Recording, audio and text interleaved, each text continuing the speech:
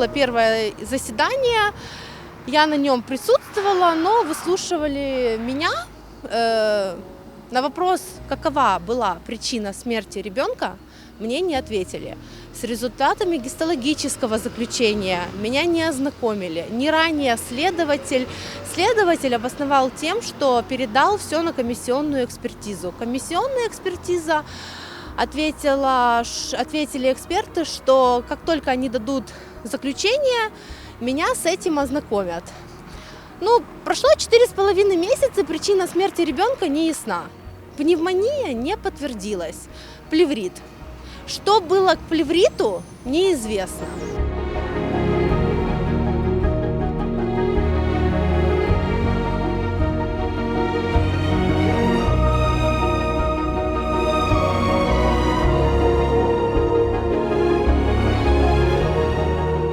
У них на вопрос, как долго будут, сколько будет заседаний и когда я смогу все же узнать, потому что, прошло 4,5 месяца.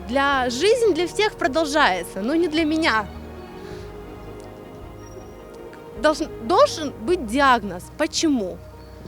Тут халатность врачей, да, они ничего не сделали. Врачи так и работают. Я хочу, чтобы они были наказаны. И также моего ребенка никто не пожалел. Я хочу, чтобы эти врачи по всей строгости закона были наказаны. На данный момент ничего не происходит. Просто ничего. Причина смерти не ясна. И когда будет это заключение, тоже неизвестно.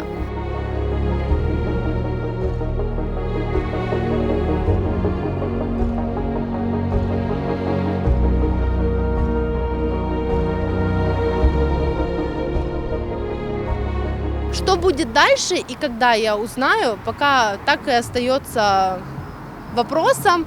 Я ждала, когда сделают вскрытие и передадут результаты. Я ждала, 30 дней говорили, потом сказали 40 дней. В декабре месяце я отбивала все пороги, я так и не ознакомили, так и не ясно. Оставили на январь. В январе все передали. Ждали заключения министерства 1,5 месяца, и в рамках когда уже должен был подходить срок, они только дали, это буквально 6 марта, и передали на комиссионную. Что будет дальше и сколько будет длиться комиссионная экспертиза, не ясно.